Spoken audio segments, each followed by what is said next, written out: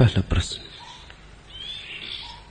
कल आपने कहा कि ईश्वर को अस्वीकार कर भगवान बुद्ध ने मनुष्य को बड़ी से बड़ी गरिमा से मंडित किया। यही दलील तो नास्तिक भी ईश्वर के खिलाफ पेश करते हैं। फिर दोनों में फर्क क्या है? और क्या ईश्वर को अस्वीकार कर मनुष्य का अहंकार और भी अंधा नहीं होगा?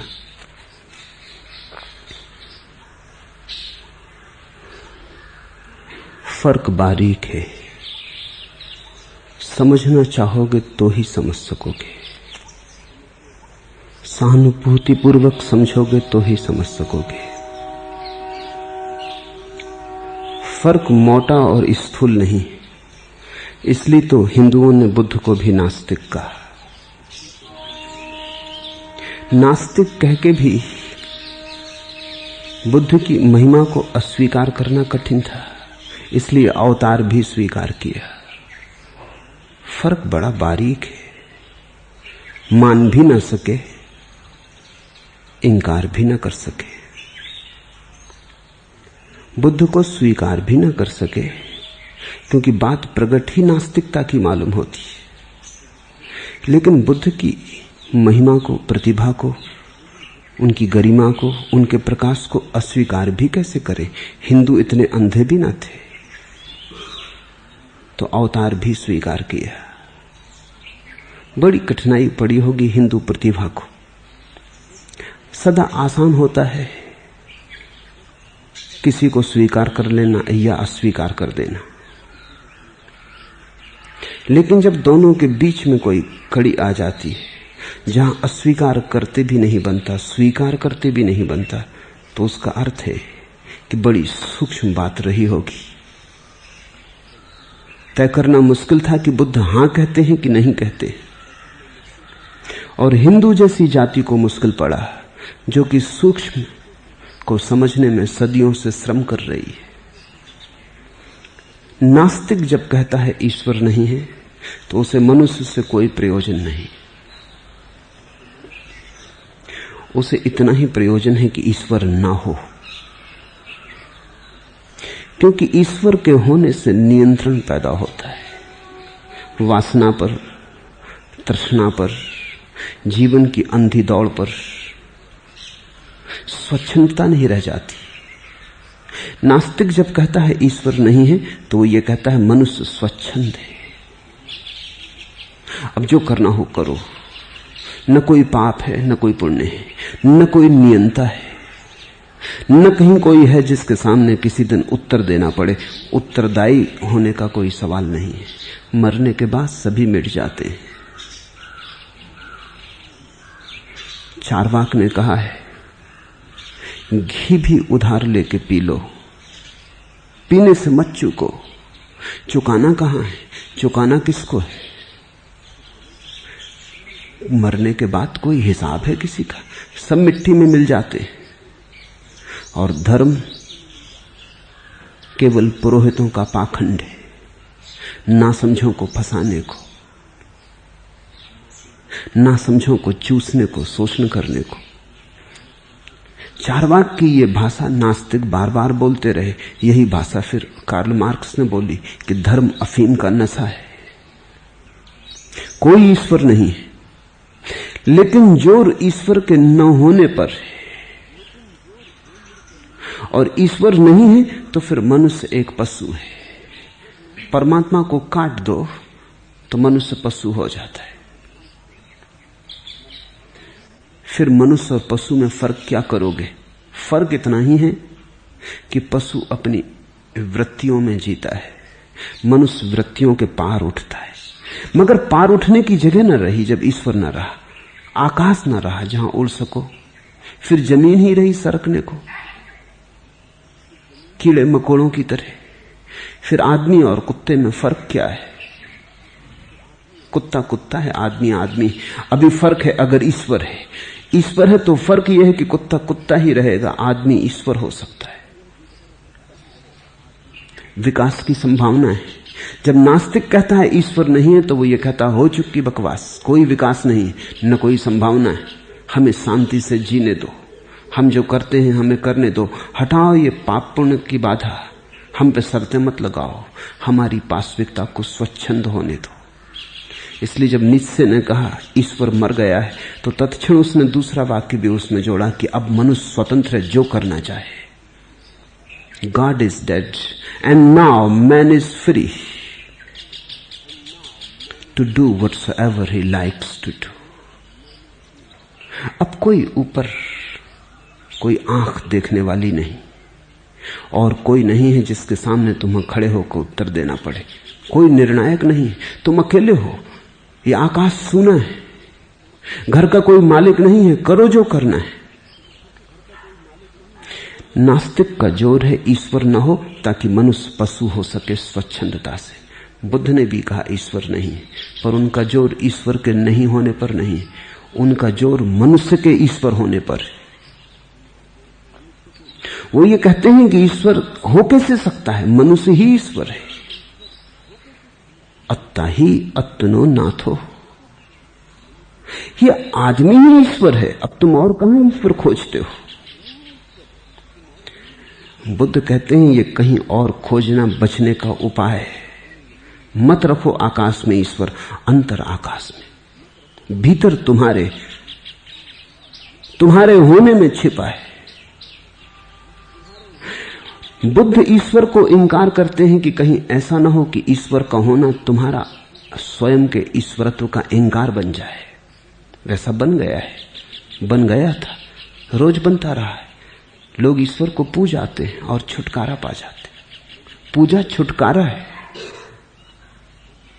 कि चलो झुका लिया सिर, अब झंझट मिटी, अब जो करना है करे। ईश्वर के सामने लोग जाके वे ही प्रार्थनाएं कराते, जो करना चाहते हैं, उनकी ही आज्ञा मांगाते।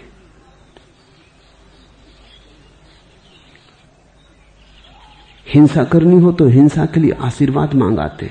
हिटलर को भी आशीर्वाद देने वाले चर्च थे, जिनमें उसके जनरल प्रार्थना करते। चर्चिल को भी इंग्लैंड का चर्च आशीर्वाद दे रहा था, प्रार्थना कर रहा था।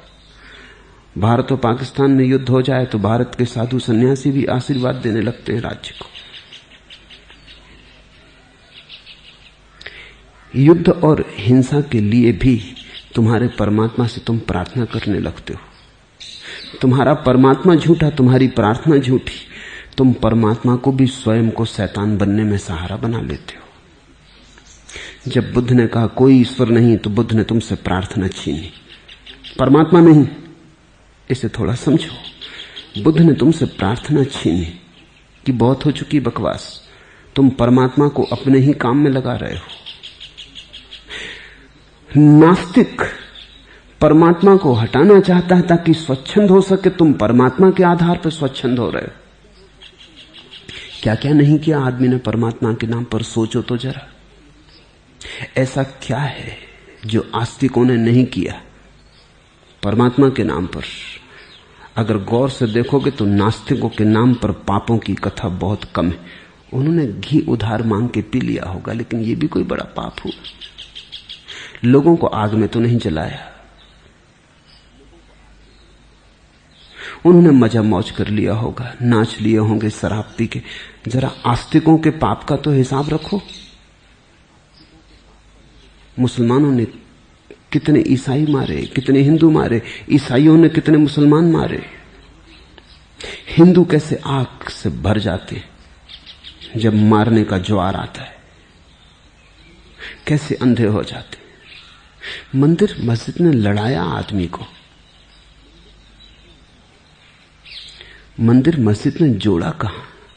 सब युद्ध मंदिर मस्जिद के नाम पर हुए। पृथ्वी लाशों से पटी, खून से भर गई। ये सब धर्म के नाम पर हुआ है और आस्तिक ने किया है। अगर नास्तिक और आस्तिक के पापों का हिसाब लगाया जाए तो नास्तिक का पलड़ा हल्का है, बहुत हल्का है। हाँ, व्यक्तिगत रूप से उसने कभी घी उधार मांग लिया होगा, ये भी कोई बात हुई, इसका भी कोई हिसाब रखोगे? व्यक्तिगत रूप से किसी स्त्री के प्रेम में पड़ गया होगा, शराब पी के नाच लिया होगा, ठीक है, मगर किसको दुख पहुंचाया, किसकी छाती में छुरा भोंका? अगर थोड़े बहुत सुख उसने पा भी लिए होंगे, अगर परमात्मा कहीं है तो क्षमा करेगा, आस्तिक को क्षमा न कर पाएगा। नास्तिक ने ईश्वर को इंकार करके थोड़ी सी स्वच्छंदता चाहिए। आस्तिक ज्यादा चालाक है, ज्यादा होशियार है। नास्तिक ईमानदार है, आस्तिक बेईमान है। उसने कहा कि छुटकारा क्या पाना, तुम्ही से प्रार्थना कर लेते, वहां से कोई उत्तर तो आता नहीं, तुम ही अपना उत्तर बना लेते हो, वहां कोई बोलने वाला तो है नहीं, तुम ही जाके मंदिर में प्रार्थना कराते हो, तुम ही अपनी प्रार्थना पे सिर हिला लेते हो, तुम ही धूप दीप जला लेते हो, तुम ही बलि के बकरे चढ़ा देते हो, आदमी तक चढ़ाए तुमने, मगर यज्ञ के नाम पर चढ़ाए तो धार्मिक हो गई बात। हत्याएं की, खून बहाया, लेकिन यज्ञ के नाम पर बहा तो कृत्य पवित्र हो गया। आस्तिक ने ज्यादा चालाकी की बात की। उसने कहा परमात्मा को क्यों हटाना, परमात्मा का सहारा ही ले लो, अपनी पाप की यात्रा में उसके कंधे का सहारा ले लो, उसके कंधे पे सवार हो जाओ। आस्तिक ने वही किया जो उसे करना था। बुद्ध ने ये दोनों बातें देखी। बुद्ध ने नास्तिकता को हामी नहीं भरी। बुद्ध चार्वाक के उतने ही विपरीत थे जितने यज्ञवादी पुरोहितों के। लेकिन बुद्ध ने देखा कि ये तो ईश्वर के नाम पर स्वच्छंदता चलती। उन्होंने ईश्वर को इंकार किया। इंकार में जोर नहीं है, जोर इस बात में है कि मनुष्य की महिमा अपरसीम है, उसके ऊपर किसी परमात्मा को भी रखने की जरूरत नहीं। परमात्मा मनुष्य के भीतर छिपा है, उसे प्रकट होना है। बुद्ध ने एक नई आस्तिकता की भाषा दी जगत को। उसे समझो, परमात्मा कहीं है नहीं रेडीमेड, तैयार बैठा नहीं तुम्हारे लिए कि गए और कब्जा कर लिया। परमात्मा कोई वस्तु नहीं है, तुम्हें निर्मित करना होगा, सृजन करना होगा। तुम्हारे ही अंतरह ग्रह में, तुम्हारे ही अंतरतम में जला के दिए को, प्रकाश को, रोशनी को, जागृति को, होश को, ध्यान को, तुम्हें परमात्मा को जन्म देना होगा। तुम्हें परमात्मा की मां बनना होगा, तुम्हें गर्भ बनना होगा। यही मतलब है जब बुद्ध कहते हैं मनुष्य के ऊपर कोई भी नहीं। वो ये कहते हैं मनुष्य के भीतर सब है, ऊपर नहीं। और मनुष्य को अगर ऊपर जाना है तो भीतर जाना है। भीतर जाके ही मनुष्य ऊपर जाएगा। स्वयं को पाकर ही मनुष्य सत्य को पाएगा। अपनी आत्यंतिक सच्चाई को पहचान कर ही परमात्मा से मिलन होगा। और ये मिलन कहीं बाहर किसी मंदिर के द्वार पर होने को नहीं, किसी स्वर्ग। बाहर से परमात्मा को इंकार किया, भीतर रखने को मंदिर से हटाया ताकि तुम्हारे भीतर विराजमान कर सके। बुद्ध से बड़ा आस्तिक संसार में कभी हुआ नहीं, होगा भी संदिग्ध है। बुद्ध की आस्तिकता इतनी गहन है, इतनी हिम्मत और साहस से भरी है कि उन्होंने ईश्वर को भी इंकार कर दिया। ये ईश्वर के विरोध में नहीं, ये ईश्वर के प्रेम में उठा कदम। ये देख के कि ईश्वर के नाम पर जो हो रहा है वो ईश्वर को बिना हटाए ना रुकेगा। ईश्वर को हटा लो, सब उपद्रव का जाल बंद हो जाएगा। और मनुष्य को उन्होंने विधि दी कि कैसे ईश्वर को निर्मित करो। ईश्वर सृजन है तुम्हारा। इसे थोड़ा समझो, इसकी सूक्ष्मता का थोड़ा स्वाद लो। प्रत्येक व्यक्ति को अपने ईश्वर को निर्मित करना है। तुम ही हो मूर्तिकार, तुम ही हो मूर्ति, तुम ही हो वो पत्थर जिसको मूर्ति बननी, तुम ही हो वो छेनी जिससे मूर्ति बननी। तुम्हारे अतिरिक्त कोई भी नहीं। मनुष्य सब कुछ है। सितार भी वही, संगीतज्ञ भी वही, स्वर ध्वनि भी वही। तुम्हारे भीतर सब है। संयोजन देना है, ठीक ठीक व्यवस्था जुटानी, टूटे खंडों को पास लाना है, अखंड बनाना है। मूर्ति छिपी है अनगढ़ पत्थर में, अनगढ़ को काटना, छांटना है, व्यर्थ को अलग करना है, असार से सार का भेद करना है। और परमात्मा प्रकट हो जाएगा। परमात्मा का आविर्भाव होगा और तुम्हारा परमात्मा जब प्रकट होगा तो वो तुम्हारा होगा, और जो अपना नहीं वो भी क्या है।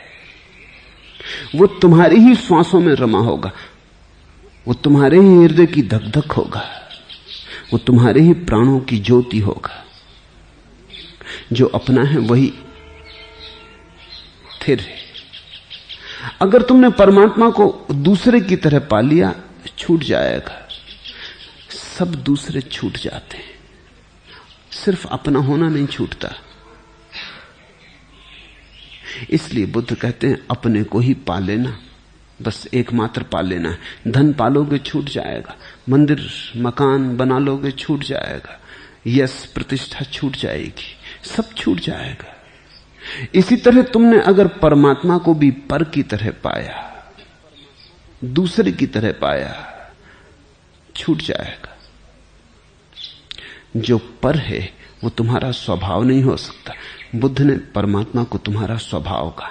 अब इसे समझो, नास्तिक चाहता है ईश्वर न हो ताकि तुम स्वच्छंद हो जाओ। बुद्ध चाहते हैं ईश्वर हटे ताकि तुम धार्मिक हो जाओ, ताकि तुम स्वतंत्र हो जाओ, ताकि तुम्हारी महिमा पर कोई सीमा न रह जाए, कोई बाधा न हो, सब पत्थर हट जाएं, तुम्हारी मुक्ति परिपूर्ण हो जाए। तो बुद्ध ने हजारों लोगों को आस्तिक बना दिया बिना ईश्वर के, और तुम ईश्वर को पकड़े बैठे हो और आस्तिक नहीं हो पाए। बड़ी गहरी कला बुद्ध ने मनुष्य को सिखाई। फिर बुद्ध जब कहते हैं ईश्वर नहीं है, तो वो किसी सिद्धांत की बात नहीं कह रहे हैं। वो ये नहीं कह रहे हैं कि ईश्वर नहीं है ऐसा मेरा कोई सिद्धांत है। वो इतना ही कहते हैं जब सत्य को जाना तो स्वयं को देखा, ईश्वर को नहीं। कुछ भी नहीं है, यह कुफ्र ईमा दोनों, कुछ भी नहीं, यह गबरो मुसलमान दोनों। जब राजे हकीकत से उठाया पर्दा, रोने लगे हो के पसेमा दोनों। न तो धार्मिक की बात सच है, न अधार्मिक की बात सच है, न हिंदू की न मुसलमान की। जब पर्दा उठता है सत्य से तो दोनों रोने लगते हैं, क्योंकि ये तो कुछ और ही है जो देखा। इसको तो कभी सोचा भी ना था, सपने में भी इसकी झलक ना मिली थी। जब बुद्ध ने कहा ईश्वर नहीं है, तो उन्होंने सिर्फ इतना ही कहा, जिस ईश्वर की तुम चर्चा कर रहे हो वो तुम्हारी कल्पना का प्रक्षेपण है, वो तुमने ही बनाया है। अगर घोड़े ईश्वर बनाएंगे तो घोड़े की शक्ल में बनाएंगे, आदमी की शक्ल में तो कभी नहीं बना सकते। अगर आदमी की शक्ल में बनाएंगे तो शैतान को बनाएंगे, क्योंकि आदमी ने घोड़ों को सिर्फ सताया, किया क्या है। अगर घोड़े ईश्वर बनाएंगे तो घोड़े की शक्ल में बनाएंगे, सुंदरतम घोड़ा बनाएंगे, कोई चेतक, राणा प्रताप का घोड़ा। आदमी की शक्ल में तो नहीं बना सकते। राणा प्रताप को भी स्वीकार नहीं कर सकते, क्योंकि राणा प्रताप भी चेतक पे ही चढ़े रहे, छाती तो चेतक की ही रौंदी। आदमी तो घोड़े स्वीकार नहीं कर सकते। इसलिए तो दुनिया में इतनी ईश्वर की धारणाएं हैं, क्योंकि इतने तरह के आदमी हैं।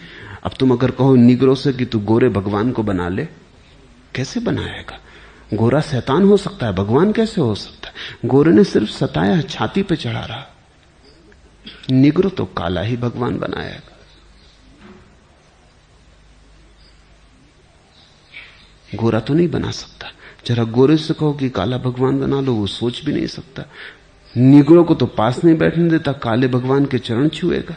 गोरे का भगवान गोरा होगा, काले का भगवान काला होगा। इसलिए तो श्याम बस गए भारत के मन में। श्याम भारत का रंग है। इसलिए श्याम ने जैसा लुभाया किसी ने नहीं लुभाया, जैसी उनकी बांसुरी ने पास बुलाया किसी ने नहीं बुलाया, वो भारत का रंग है।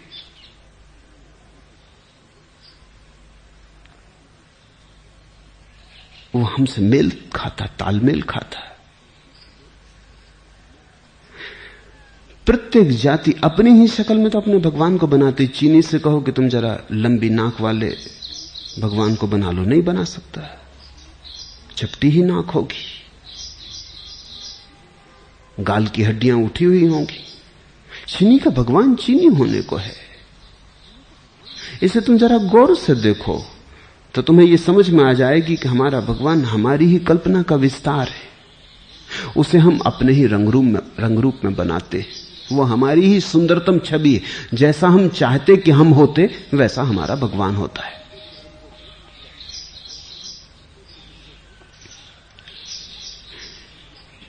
बुद्ध कहते हैं जब सत्य का पर्दा उठता है तब तुमने जितने भगवान सोचे थे वो कोई भी नहीं पाए जाते। और अगर तुम्हारा ही कोई भगवान वहां मिल जाए तो समझना कभी सत्य का पर्दा नहीं उठा, तुम किसी आत्म सम्मोहन में खो गए हो, तुमने किसी निद्रा में स्वप्न देखा है। अगर राम बचे, कृष्ण बचे तो समझ लेना कोई सपना देख रहे हो। ये तो तुम्हारी ही धारणा है, ये तो तुम्हारा ही जाल है। पर्दा अभी उठा नहीं। जब पर्दा उठता है तो मनुष्य ने जो भी सोचा है वो कुछ भी काम नहीं आता, आ नहीं सकता, क्योंकि जिसे तुमने जाना नहीं उसे तुम सोचोगे कैसे पहले से। और जान लेने के बाद तो सोच ही नहीं सकते, क्योंकि उस सोचने से बहुत बड़ा है, बहुत बड़ा है। सोचना बहुत छोटा है। ऐसा ही समझो कि तुमने कहानी सुनी मेंढक की जो कुएं में, और सागर का एक मेंढक आ गया। उस कुएं के मेंढक ने स्वाभाविक पूछा, कहां से आते हो मित्र? सागर से आता हूं, उसने कहा। सागर कितना बड़ा है? सागर के मेंढक ने चारों तरफ देखा, कैसे बताए, क्योंकि ये कुएं का मेंढक कुएं में ही पैदा हुआ, कुएं में ही बड़ा हुआ। उसने कहा जरा मुश्किल पड़ेगा समझाना, आप यहीं कुएं में ही रहे हैं सदा? उसने कहा सदा से रहा हूं। इससे तो छोटा ही होगा सागर। उसने कहा कि नहीं। तो कुएं का मेंढक छलांग लगाया, 1/3 कुएं में छलांग लगाई। इतना बड़ा? हंसने लगा सागर का मेंढक। उसने कहा कि नहीं, मुश्किल है बताना। उसने 2/3 कुएं में छलांग लगा दी। इतना बड़ा? कहा कि नहीं, इतने से काम न चलेगा। उसने पूरे कुएं में छलांग लगा दी। लेकिन सागर के मेंढक ने कहा कि नहीं, इतना बड़ा, इससे भी काम न चलेगा, बहुत बड़ा है। इस कुएं से हम पैमाना ना बना सकेंगे, हम इसके आधार पर, इसके मापदंड से नाप ना सकेंगे। तो फिर कुएं के मेंढक ने कहा निकल झूठे बाहर, इससे बड़ा कोई सागर न कभी हुआ है, न हो सकता है। ऐसा आदमी का विचार का कुआं है। उसी में हम पैदा होते, उसी में बड़े होते, उसी में जीते। बुद्ध सागर से आते, सागर को देखकर हमारे कुएं में आते। हम उनसे पूछते हैं हमारे ईश्वर जैसा ही है सत्य? बुद्ध कहते नहीं, इससे काम ना चलेगा। बस इतना ही मतलब है बुद्ध जब ईश्वर को इंकार करते हैं। वो कहते इस कुएं से मापदंड न बनेगा। तुम जो कुछ भी कहोगे, तुम्हारी भाषा जो कहेगी, मुझे ना ही कहना पड़ेगा। नहीं नहीं नहीं, नेति नेति ही करते जाना पड़ेगा। उपनिषदों ने नेति नेति की प्रशंसा की है, लेकिन फिर उपनिषद के भक्त भी डर गए जब किसी आदमी ने वस्तुतः नेति नेति कहा। उपनिषद तो सिर्फ बात करके रह गए थे, बुद्ध ने वस्तुतः कहा नेति नेति। नहीं नहीं, ये भी रूप नहीं, वो भी रूप नहीं। तुमने जितनी भी बातें परमात्मा के संबंध में कही है, सब नहीं। स्वभावतः आदमी को धक्का लगा, हमको इतना तो इंकार मत करो, कुछ तो कहो, इससे 1000 गुना बड़ा होगा, 1,00,000 गुना बड़ा होगा, करोड़ गुना बड़ा होगा, लेकिन कुछ तो कहो, हमारे मापदंड को स्वीकार तो करो। करोड़ गुना बड़ा होगा तो भी आदमी निश्चिंत हो जाएगा, वो कहेगा कोई हर्ष नहीं, मापदंड तो अपने हाथ में है, एक कदम चलना अपने हाथ में है, एक एक कदम चल के 1000 मील की यात्रा पूरी हो जाती। लेकिन बुद्ध ने कहा इस कदम से पहुंचना हो ही नहीं सकता, ये कदम ही गलत है। कल्पना का कदम ही गलत है, चाहे तुम उसे प्रार्थना कहो, चाहे भक्ति कहो, चाहे तुम उसे पूजा अर्चना कहो, कल्पना का कदम गलत है। कल्पना से जागना है, ये तो कल्पना में सो जाना है। ये कल्पना में सोने से तुम सपने देख लोगे, सुंदर सपने, मन भावन, खूब रस भरे सपने, पर जब भी आंख खुलेगी रोने लगे हो के पसे मां दोनों। कुछ भी नहीं है यह कुफ्र ईमान दोनों, धार्मिक अधार्मिक, काफिर और मुसलमान। कुछ भी नहीं है यह गब्र मुसलमान दोनों। जब राज हकीकत से उठाया पर्दा, जब सत्य से पर्दा उठाया, घूंघट हटाया, रोने लगे हो के पसे मां दोनों। वो रोएंगे, सिर्फ बुद्ध नहीं रोएंगे। बुद्ध के पीछे चलने वाला नहीं रोएगा, क्योंकि वो कोई आकांक्षा लेके ही नहीं चल रहा है, वो कोई अपेक्षा लेके ही नहीं चल रहा है। वो तो शून्य का दर्शन करने चला है, उसने कोई आकार बनाया ही नहीं। बुद्ध से ज्यादा बड़ा निराकारवादी नहीं हुआ, बुद्ध से बड़ा निर्गुणवादी नहीं हुआ। आस्तिक हैं जो कहते हैं परमात्मा है, निराकार है, वो गलत भाषा बोल रहे हैं। अगर है तो आकार आ गया, सिर्फ नहीं ही निराकार हो सकती। इसलिए कहता हूं बात में जरा सूक्ष्म है। बुद्ध ने कहा परमात्मा नहीं है, अगर इसको हम आस्तिक की भाषा में रखें इसका अर्थ होगा परमात्मा निराकार है। लेकिन नहीं कहा निराकार नहीं, क्योंकि अगर कहो परमात्मा निराकार है और परमात्मा भी कहे चले जा रहे हो तो निराकार और परमात्मा में मेल नहीं बैठता। परमात्मा का तो आकार हो गया, जैसे कहा है, तुमने कहा वृक्ष है, आकार हो गया। तुम कहो वृक्ष है और निराकार है, तब तुम मूढ़ता की बातें कर रहे हो। तुमने कहा सूरज है, आकार हो गया। जहां है आया वहां आकार आया, जहां है आया वहां गुण आया। फिर तुम कहोगे परमात्मा है और निर्गुण है, तो तुम विरोधाभास बोल रहे हो। इधर हां कहते हो, इधर ना कहते हो। इतना उपद्रव करने की क्या जरूरत? बुद्ध की निष्ठा बड़ी साफ है। जब उन्हें परमात्मा को निराकार कहना, वो कहते हैं परमात्मा नहीं। अब तुम समझ पाओगे, नहीं का अर्थ है निराकार। बुद्ध का नहीं और नास्तिक का नहीं बड़े अलग अलग हैं। बुद्ध के नहीं में अस्वीकार नहीं है, बुद्ध के नहीं में निराकार है, नास्तिक के नहीं में अस्वीकार है। दो में से एक ही बच सकता है। ये वचन है परमात्मा निराकार है। बुद्ध को लगता है अगर परमात्मा को बचाते हैं तो निराकार खोता है, अगर निराकार को बचाते हैं तो परमात्मा खोता है। बुद्ध ने परमात्मा को खोना पसंद किया, निराकार को खोना पसंद नहीं किया, क्योंकि निराकार ही भगवत्ता का आत्यंतिक स्वरूप है। ऐसे बुद्ध ने परमात्मा को बचाया। अब तुम्हें बात जरा उलझी मालूम पड़ने लगेगी, क्योंकि तुम तो दो दो चार वाली दुनिया में रहते हो। काश सत्य इतना गणित जैसा साफ सुथरा होता, नहीं है इतना साफ सुथरा।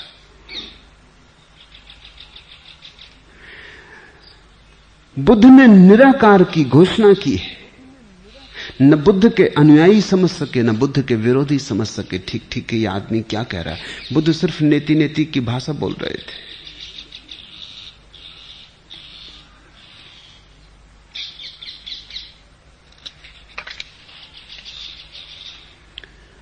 बुद्ध चाहते थे प्रार्थना रुके, परमात्मा रुके तो प्रार्थना रुकती, परमात्मा रहे तो प्रार्थना जारी रहेगी। बुद्ध चाहते थे ध्यान हो, परमात्मा रहे तो ध्यान होना मुश्किल, परमात्मा हटे तो ही ध्यान हो सकता है। प्रार्थना और ध्यान का अंतर, प्रार्थना सदा किसी के सामने, ध्यान सदा एकांत में।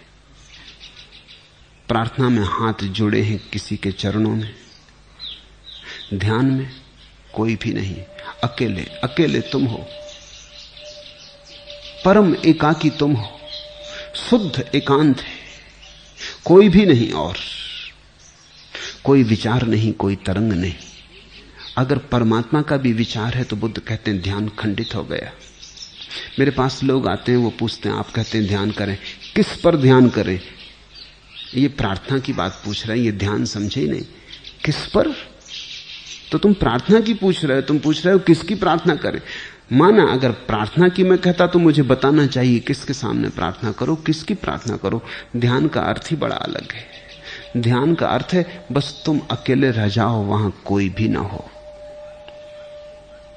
और ये मजा है, जब वहां कोई भी नहीं होता तब तुम भी नहीं रह जाते। पहले तो ध्यान लगता है अकेला होना, लेकिन मैं के बचने के लिए तू का बचना जरूरी है। वो एक ही सिक्के के दो पहलू। तुम तभी तक मैं कह सकते हो जब तक किसी तरह पास में कगार पे तू बचा हो, किनारे पे तू खड़ा हो, तो तुम मैं कह सकते हो। जब कोई तू ना बचे उस घड़ी में तुम मैं कैसे कहोगे? मैं बिल्कुल अर्थहीन होगा। मैं का अर्थ होता है जो तू नहीं। अब जब तू ही नहीं है तो मैं कैसे होगा? पहले तू जाता है फिर मैं चला जाता है। ध्यान का मार्ग है पहले तू को छोड़ दो। तू को छोड़ना है तो परमात्मा छोड़ना पड़े, फिर मैं अपने से छूट जाएगा। प्रार्थना का मार्ग है पहले मैं को छोड़ दो, तू को पकड़ लो, परमात्मा को, और जब मैं छूट जाएगा तो तू कैसे बचेगा? वो अलग अलग रास्ते। बुद्ध का रास्ता ध्यान का है।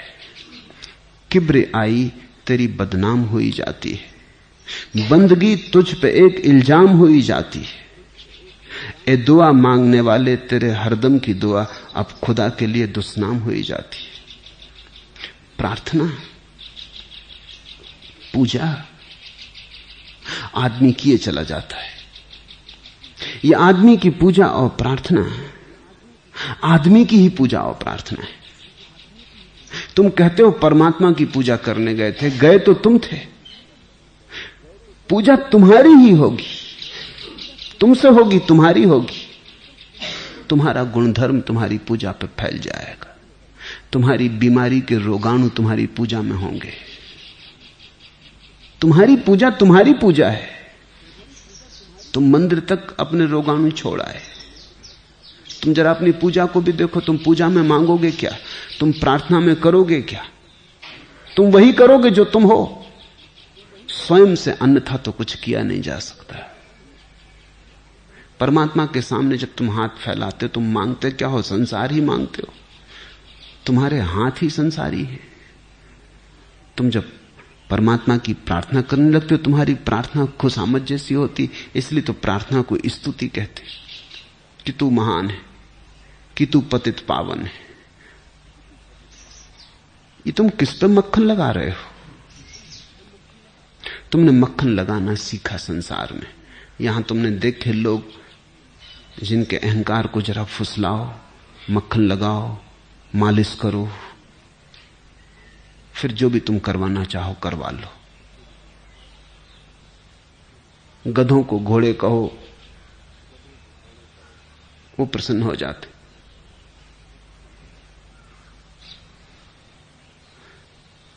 जब रास्ते पे तुम बिना प्रकाश की साइकिल से पकड़ जाओ, पुलिस वाले को इंस्पेक्टर कहो, वो छोड़ देता।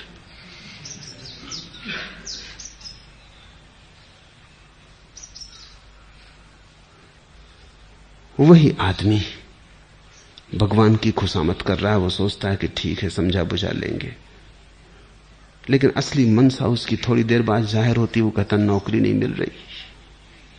अब वो ये कह रहा है इतनी प्रार्थना की तेरी और नौकरी नहीं मिल रही। अब तेरी प्रार्थना में संदेह पैदा हुआ जा रहा है। अब तेरी इज्जत का सवाल है। अब बचा अपनी इज्जत, लगवा नौकरी। कि लड़का बीमार है, ठीक नहीं हो रहा, और मैं इतनी तेरी पूजा कर रहा हूं, और तू क्या कर रहा है? तुम्हारी प्रार्थना में भी शिकायत है। अगर शिकायत ना हो तो प्रार्थना ही नहीं होती। प्रार्थना की क्या जरूरत है? तेरी किब्रियाई बदनाम हुई जाती है, बंदगी तुझ पे एक इल्जाम हुई जाती है। तुम जब भी प्रार्थना करते हो उसमें कहीं इल्जाम होता है, शिकायत होती। तुम ढांकते हो अच्छी भाषा में उसे, लेकिन अगर गौर से देखो तो तुम ये कह रहे हो कि लो अब हम तो कर चुके स्तुति, अब तुम करके दिखाओ। अब हमने अपना कर दिया, अब तुम करो। अब अगर तुमसे न हो सके तो कैसे तुम सर्वशक्तिमान, कैसे तुम सर्वज्ञाता, कैसे तुम सर्वव्यापक? ए दुआ मांगने वाले तेरी हरदम की दुआ अब खुदा के लिए दुश्मन हो ही जाती। तुम्हारी पूजा और प्रार्थना के शब्द अपशब्द हो जाते, दुष्नाम हो जाते। बुद्ध ने कहा प्रार्थना को हटाओ, बहुत हो चुकी प्रार्थना, कुछ होता नहीं। परमात्मा तो दूर, आदमी आदमी नहीं हो पाता। परमात्मा की खोज तो मुश्किल है, आदमी को आदमी ही नहीं मिल पाता। ये परमात्मा जोड़ना था, जोड़ता तो नहीं, बीच में तोड़ने की तरह खड़ा हो गया, पत्थर की तरह खड़ा हो गया। क्या फर्क है हिंदू और मुसलमान में? कौन सा फर्क है? क्या फर्क है हिंदू और ईसाई में? बस परमात्मा की धारणा का फर्क है, और तो कोई फर्क नहीं। कोई पूरब की तरफ हाथ जोड़ता है, कोई पश्चिम की तरफ हाथ जोड़ता है। ऐसी छोटी बातों पर सिर खुल जाते, बड़ी क्षुद्र बातों में। धर्म ने क्षुद्र बातें सिखा दी। ये तो परमात्मा के साये में बीमारियां पली। बुद्ध ने कहा हटाओ ये साया, आदमी को साफ साफ होने दो। ये तो धर्म की आड़ में अधर्म पला। अगर आदमी की कोई ईश्वर की धारणा ना हो तो तुम्हारे और दूसरे के बीच क्या फासला होगा? तुमने कभी दो तरह के नास्तिक देखे? बुद्ध को यह बात समझ में आ गई। दो तरह के तुमने नास्तिक देखे? तुमने नास्तिकों को कभी लड़ते देखा? तुमने नास्तिकों के कोई संप्रदाय देखे? क्या कारण है कि नास्तिक का कोई संप्रदाय नहीं पर संप्रदाय बन ही नहीं सकता। नहीं दो ढंग की तो हो ही नहीं सकती। तुम कहो मेरी नहीं अलग, तुम्हारी नहीं अलग, हमारी नहीं हिंदू, तुम्हारी नहीं मुसलमान, तो पागलपन मालूम होगा। हां में फर्क हो सकता है, रूप आकार में फर्क हो सकता है, निराकार में तो फर्क नहीं हो सकता। इसलिए नास्तिक तो सारी दुनिया में एक है। होना तो आस्तिक को एक चाहिए था। नास्तिक लड़ते समझ में आता, ईश्वर विहीन अंधकार में भटकते हुए लोग, वो तो लड़ते दिखाई नहीं पड़ते। आस्तिक लड़ता है, और एक आस्तिक दूसरी आस्तिक की पीठ में छुरा भोंकता है। बुद्ध को यह बात दिखाई पड़ी। उन्होंने कहा ईश्वर के नाम से भला नहीं हुआ, नुकसान हुआ, हटा लो। आदमी को आदमी नहीं मिल पा रहा। बात इतनी सी है, ए वाइजे अफलाक नसी, क्या मिलेगा उसे यजदा जिसे इंसान मिला? भगवान कैसे मिलेगा? आदमी से मिलना नहीं हो पा रहा है। बस इतनी सी बात है। इसलिए बुद्ध ने ईश्वर को हटा लिया। और बुद्ध ने कहा इस ईश्वर को हटाने से लाभ होगा, हानि तो कुछ भी नहीं। और फिर भीतर ईश्वर को प्रतिष्ठित किया। तुम्हारा मंदिर अगर तुम्हारे भीतर हो तो लड़ाई झगड़े पैदा नहीं होंगे। तुम्हारा मंदिर अगर बाहर बना तो मस्जिद से अलग हो जाएगा, लड़ाई झगड़े शुरू हो जाएंगे। बुद्ध ने कहा वक्त आ गया कि मंदिर आदमी के भीतर बने, वक्त आ गया कि अब आदमी मंदिर बने। अब ईंट पत्थर के मंदिर से काम न चलेगा।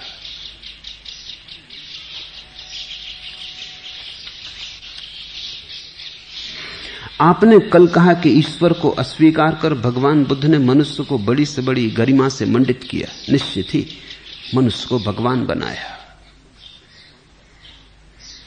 मनुष्य को भगवान होने की संभावना थी। मनुष्य को कहा भगवान कहीं और नहीं, तेरे ही बीज में छिपा है, उसे प्रकट होना है। ठीक भूमि दे, जल सींच, सुरक्षा कर, सूरज की किरणों को पड़ने दे, मेघ बरसे तो छिप मत, खुला रख। अनुकूल समय पर सम्यक ऋतु में तेरा फूल खिलेगा, तू मिटेगा, भगवान होगा। इसलिए तो भगवान बुद्ध कहते रहे कि भगवान नहीं है, फिर भी उनको प्रेम करने वाले लोग उन्हें भगवान कहते गए। और बुद्ध ने एक भी जगह इंकार नहीं किया कि मुझे भगवान मत कहो। ये थोड़ा सोचने जैसा है। ये आदमी कहता है कोई ईश्वर नहीं है, कोई भगवान नहीं, और इसके शिष्य इसे भगवान कह के बुलाते रहे, और इसने एक बार भी नहीं कहा कि मुझे भगवान मत कहो।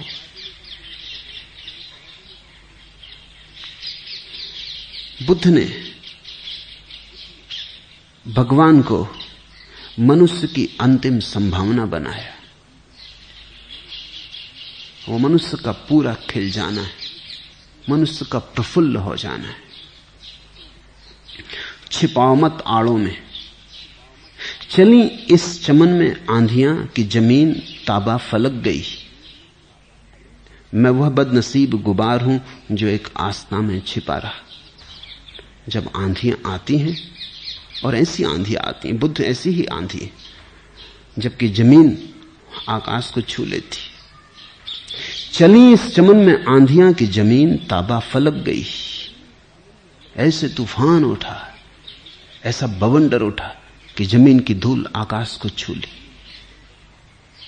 मैं वह बदनसीब गुबार हूं जो एक आस्था में छिपा रहा, और मैं एक ड्योढ़ी में छिपा रहा।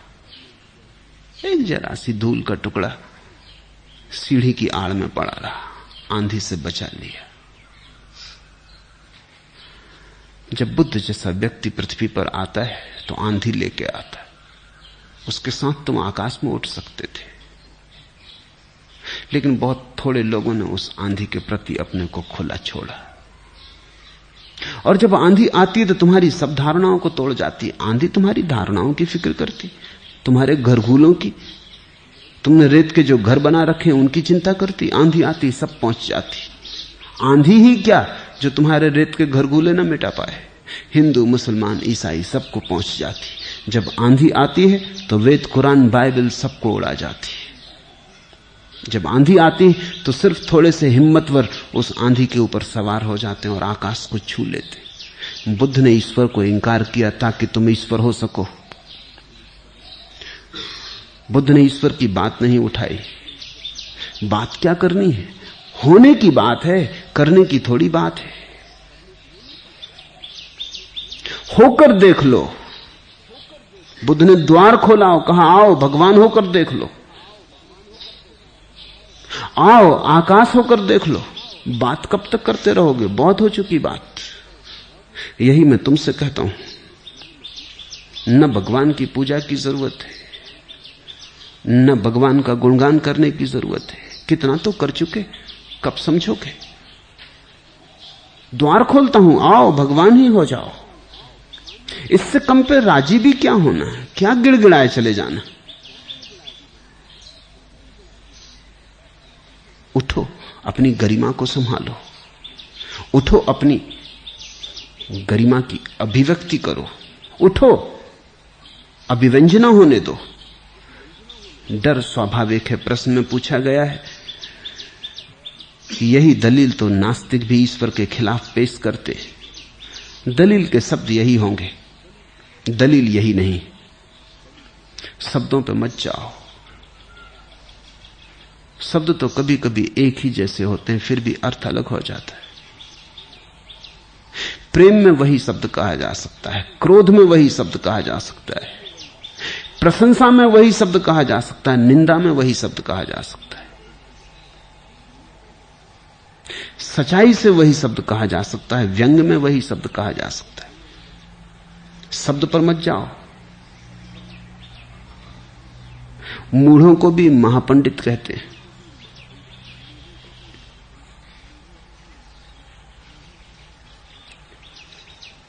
शब्द में व्यंग भी हो सकता है, शब्द वही है।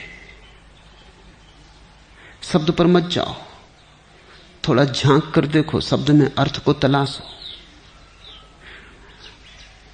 चारवाक ने कहे हैं वही शब्द, बुद्ध भी वही शब्द कहते हैं, मार्क्स भी वही शब्द कहते हैं, लेकिन बड़े फर्क है। राहुल सांकृत्यायन ने, एक बौद्ध पंडित ने, जो कि साथ ही साथ कम्युनिस्ट भी थे, इस बात की पूरी जीवन चेष्टा की कि बुद्ध और मार्क्स में तालमेल है। बुद्ध वही कहते हैं जो मार्क्स। बुद्ध जैसे मार्क्स थी भविष्यवाणी, द्वंद्वात्मक भौतिकवाद की पूर्व घोषणा। मगर राहुल सांकृत्यायन का दृष्टिकोण बुनियादी रूप से गलत है। गलत ही नहीं, खतरनाक है, भ्रामक है। बुद्ध वही नहीं कहते हैं जो मार्क्स कह रहे हैं। मार्क्स का वक्तव्य सामान्य नास्तिकता का वक्तव्य है, बुद्ध का वक्तव्य परम आस्तिकता का वक्तव्य है। ऐसी आस्तिकता जहां परमात्मा के होने से भी बाधा पड़ती है, ऐसी आस्तिकता जहां आस्था ही काफी है,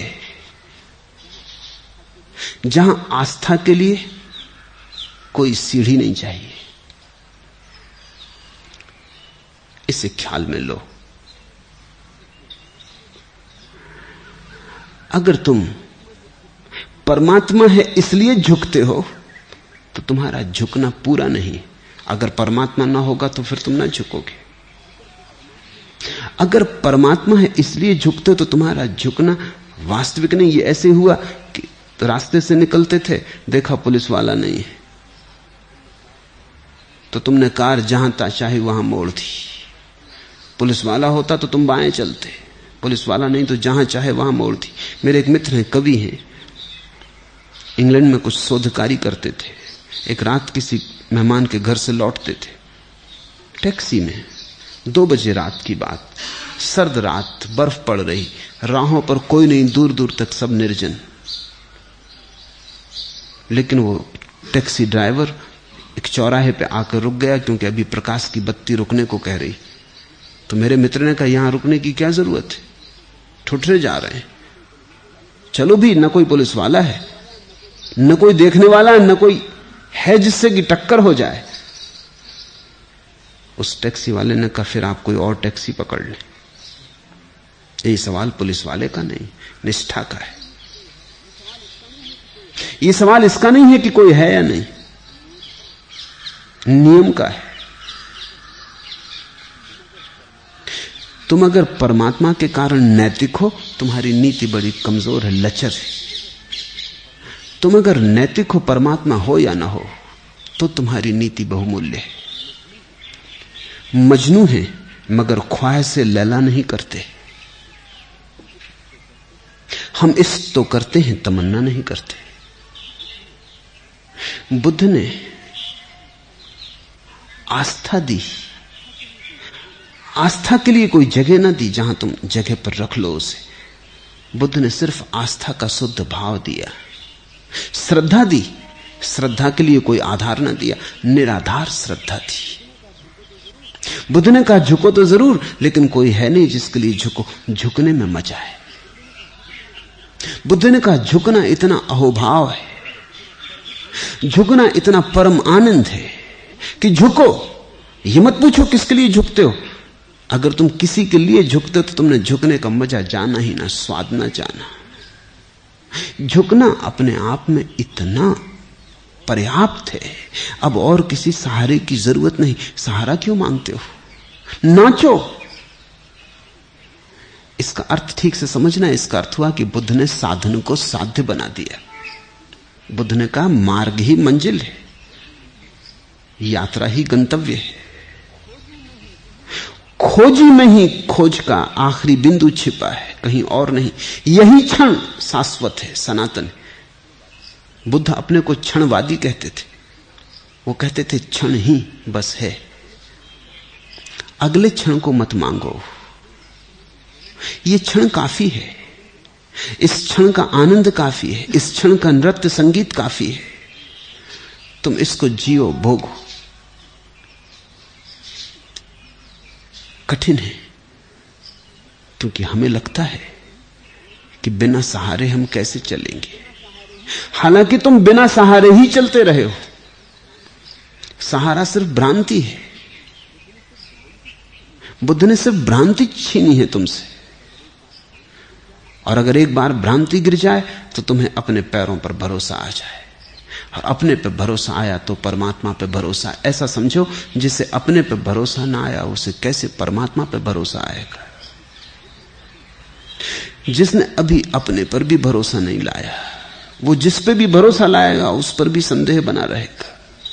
तुम्हारे भीतर संदेह है, अपने पे संदेह है। मेरे पास लोग आते हैं, वो कहते हैं हमारी आप पे पूरी श्रद्धा। मैं कहता हूं ठहरो, जल्दी ना करो, तुम्हारी अपने पे श्रद्धा है? कहते हैं अपने पे तो नहीं। तो मैंने कहा, तुम मुझ पे कैसे करोगे? तुम ही करोगे ना। तुम्हें अपने पे श्रद्धा नहीं तो अपनी श्रद्धा पे कैसे श्रद्धा होगी? वो तुम्हारी श्रद्धा है ना। तुम भीतर डगमगा रहे हो, संदेह से भरे हो, तुम घबरा के कहते हो हम आप पे श्रद्धा करते हैं, पूरी श्रद्धा करते हैं, ये टिकेगी नहीं, ये ज्यादा देर न चलेगी। तुम गलत आश्वासन में पड़ जाओगे, व्यर्थ की उलझन पैदा होगी। सत्य को देखो, सच्चाई को देखो, पहले वहां पैरों का डगमगाना समाप्त होना चाहिए। जिस दिन वहां तुम खड़े हो जाओगे सुदृढ़, उस सुदृढ़ता से एक और ही तरह की श्रद्धा का जन्म होगा। उस श्रद्धा की जड़ें होंगी तुम्हारे जीवन में, उसमें बल होगा, सामर्थ्य होगा, उस श्रद्धा में आश्वासन होगा, कुछ हो सकता है।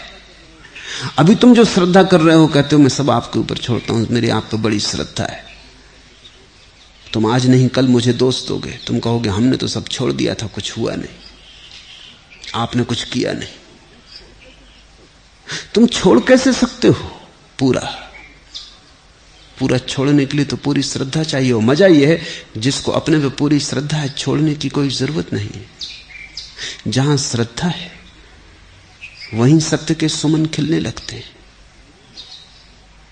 बुद्ध ने तुम्हारे आसपास से जो भी सांयोगिक धर्म है वो हटा दिया, जो बिल्कुल सारभूत धर्म है उतना ही बचाया।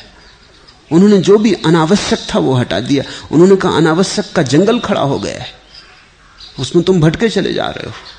अनावश्यक को हटा दो, आवश्यक को बचा लो। जिसको हटाया ना जा सके बस उसको बचा लो, जिसको काटना भी चाहो न काट सको बस उसको बचा लो। जो तुम्हारा स्वभाव है वही बच जाए तो सब बच गया। फिर पूछा है और क्या ईश्वर को अस्वीकार कर मनुष्य का अहंकार और भी अंधा नहीं होगा? हो सकता है, आदमी पर निर्भर है, तुम पर निर्भर है।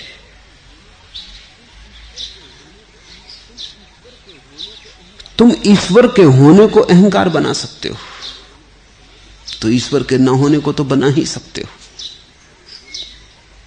ईश्वर के होने से लोग अकड़ के चल रहे हैं कि हम ईश्वर के भरोसा करते हैं, हम ईश्वर के मानने वाले। मंदिर जाते आदमी को देखो, दूसरों की तरफ ऐसे देख के जाता है कि सब नरक जा रहे हैं, वो मंदिर जा रहा है।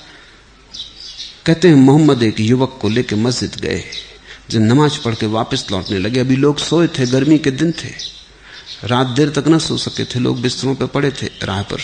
उस आदमी ने कहा कि देखो हजरत, ये पापी अभी तक सो रहे हैं, ये पहली दफे गए थे खुद हजरत। मोहम्मद वहीं रुक गए।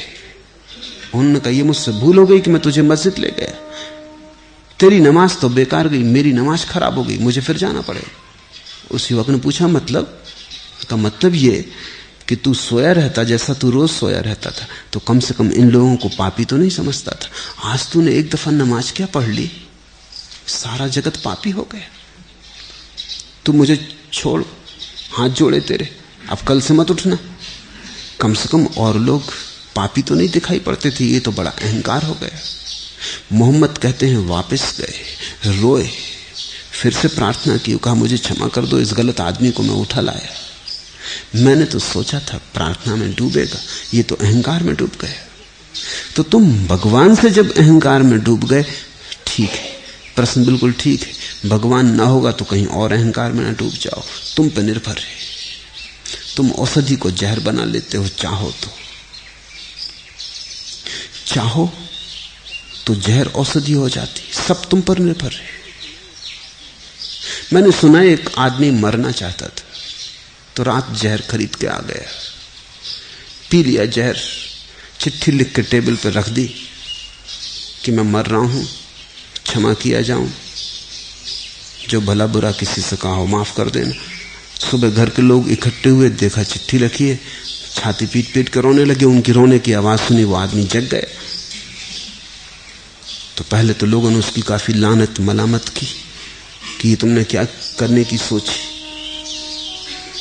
फिर खुश हुए कि चलो, मिलावटी जहर था, जहर भी शुद्ध आज मिलना कहां संभव। शुद्धता के दिन गए तो जहर भी, मरना भी हो तो मुश्किल। खैर भागी, पत्नी पड़ोस की दुकान से मिठाई खरीद लाई, खुशी में कि पति बच गया, मिठाई खिला दी, वो हजरत मर गए। मिठाई में जहर था, मिलावट थी, मुराद पूरी हुई। जो जहर से ना हो सकी वो मिठाई से हो गई। करोगे क्या? आदमी सब चीज में मिलावट किए जाता है, औषधि का जहर बना लेता है, जहर की औषधि बना लेता है। करोगे क्या? तुम्हारा प्रश्न उचित है, डर है, लेकिन डर बुद्ध के वचनों के कारण नहीं है, डर आदमी की बेईमानी के कारण है। अब इसके लिए बुद्ध क्या करे? बुद्ध ने तो अहंकार छोड़ने के लिए ही उपाय बताया। बुद्ध ने तो यह कहा जब भगवान ही नहीं है तो तुम क्या खाक होगे। बुद्ध ने यह कहा कि भगवान तक को इंकार कर रहा हूं, अब तुम कहां बचोगे? तुम किस ओट में बचोगे? यहां भगवान भी नहीं है, तुम अपने होने के सपने छोड़ो, तुम्हारा होना क्या? इसलिए बुद्ध ने आत्मा शब्द का उपयोग भी करने से अपने को रोका। अनात्मा, अनत्ता, वो कहते तुम भी नहीं हो, न भगवान है वहां ऊपर, न तुम हो यहां भीतर। वहां जाने दो भगवान को, यहां जाने दो तुमको, तब जो बच रहेगा।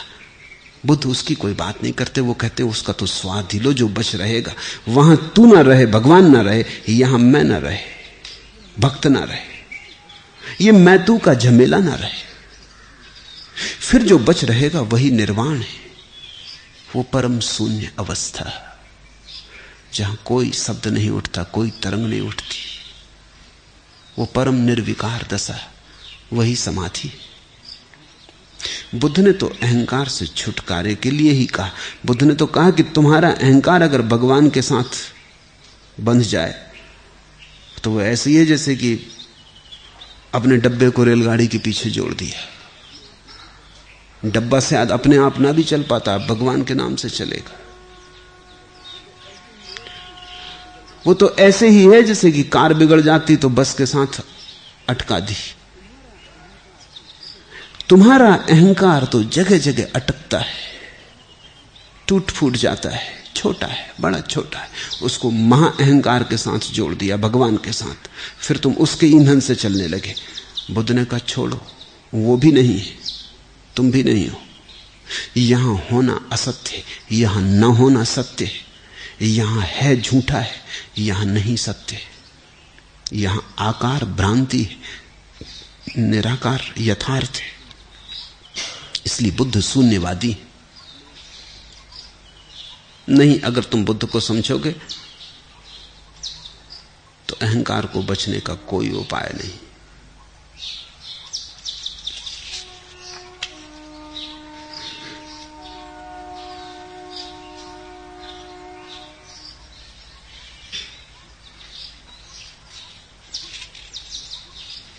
दूसरा प्रश्न, जब मैं शुरू आपके पास आई थी तब ऐसा लगता था मैं किसी विशेष पात्रता के कारण आपके पास पहुंच पाई हूं, लेकिन अब दिनों दिन अपनी अपात्रता का बोध हो रहा है और आपकी असीम करुणा का भी। भगवान मेरा अहोभाव स्वीकार करें, मुझे आशीर्वाद दें। पात्रता का बोध अपात्रता है, अपात्रता का बोध पात्रता है। जिसने समझा कि मैं पात्र हूं उसका अहंकार सघन होगा, जिसने समझा कि मैं अपात्र हूं उसका अहंकार पिघलेगा, बहेगा। इसलिए कभी कभी पापी पहुंच जाते हैं और पुण्यात्मा नहीं पहुंच पाते। पुण्य भी पाप से बदतर हो जाता है अगर उससे अहंकार सजने लगे, और अक्सर सजता है। कल रात ही में एक कहानी कह रहा था। एक बूढ़ी औरत मरी, देवदूत आए, वो बड़ी घबरा रही थी, वो कप रही थी मर के। आत्मा उसकी सुकुड़ रही थी और घबरा रही थी, क्योंकि उसको पक्का था कि नरक ले जाएंगे। कभी कुछ ऐसा किया ही नहीं था कि स्वर्ग ले जाने की कोई बात उठती। पाप की प्रतीति थी, अपात्रता का बोध था। देवदूतों ने कहा तू अपने को इतना अपात्र समझती है तो हमें तुझे स्वर्ग ले जाना ही पड़ेगा। हम तो उससे ये पूछते हैं कि तूने जीवन में कोई भी एक आध अच्छा काम किया हो। उसने कहा कि कुछ याद नहीं आता कि मैंने कभी अच्छा काम किया हो, बुरे बहुत किए। उनकी तो श्रृंखला मेरा पूरा जीवन भरा है। हाँ, एक बात है, एक दफे भिखारी को एक गाजर मैंने भेंट दी थी, उनका कोई फिक्र नहीं। वो गाजर प्रकट हुई और उस देवदूतों ने कहा तू पकड़ ले गाजर को, ये तुझे स्वर्ग ले जाएगी। इतना काफी है, परमात्मा की कृपा अपार है, इतना काफी है। वो बूढ़ी चलने लगी स्वर्ग की तरफ, गाजर उठने लगी ऊपर। और भी जो इधर उधर छिपे खड़े आत्माएं थी, भूत प्रेत थे, वो भी उसके पैर पकड़ लिए, वो भी चलने लगे। लेकिन गाजर का बल ऐसा था कि बूढ़ी को भजन का पता ही ना चले। कतार बड़ी होने लगी, जब बूढ़ी स्वर्ग पहुंचने लगी, क्यों जमीन तक लग गए। जब वो स्वर्ग के दरवाजे पे पहुंची, उसको अकड़ आई, पात्रता का ख्याल आया। उसने कहा कि अरे तो पहुंच गई मैं भी स्वर्ग। उसने नीचे झांक कर देखा, वहां कतार लगी। उसने कहा हटो, ये मूली मेरी है। ऐसा कहने में हाथ छूट गए धड़ाम से। वो तो गिरी ही, सत्संगी भी गिरे। इसलिए तो गुरु जरा सोच के चुनना, गुरु गिरेगा तो सब सत्संगी भी साथ गए। मूली मेरी है। अपात्रता का बोध तो स्वर्ग की तरफ ले आया, पात्रता के बोध ने स्वर्ग के द्वार से भी लौटा दिया। आदमी इसी तरह जीता है। मेरे पास लोग आते हैं, वो कहते हैं कि आपके पास आ गए, जरूर जन्मों जन्मों में कोई पुण्य कर्म किए होंगे। आके भी दूर जाने की कोशिश कर रहे हैं, कह रहे हैं मूली मेरी है।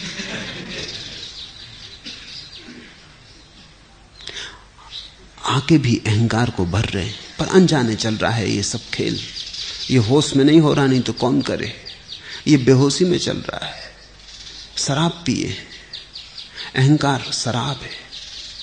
तो स्वभावतः जब मेरे पास कोई प्राथमिक रूप से आता है तो वो यही सोचता हुआ आता है कि हम पात्र हैं, योग हैं, हमने ये किया वो किया। और जब मैं तुम्हें स्वीकार कर लेता हूं सन्यासी की तरह, तब तो तुम्हारा अहंकार छलांगे भरने लगता। इस भ्रांति में मत पड़ना, मैं सभी को स्वीकार करता हूं, मैं अस्वीकार करते ही नहीं किसी को।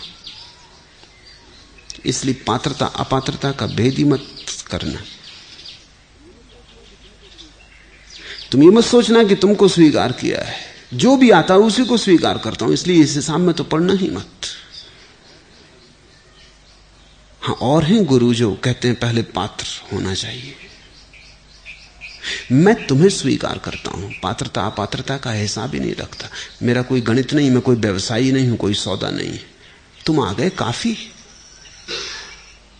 अगर तुम अपात्र हो और आ गए और भी अच्छा, क्योंकि अपात्र का अर्थ है अहंकार सघन नहीं है, बहुत कुछ हो सकता है। पात्रों से खतरा है।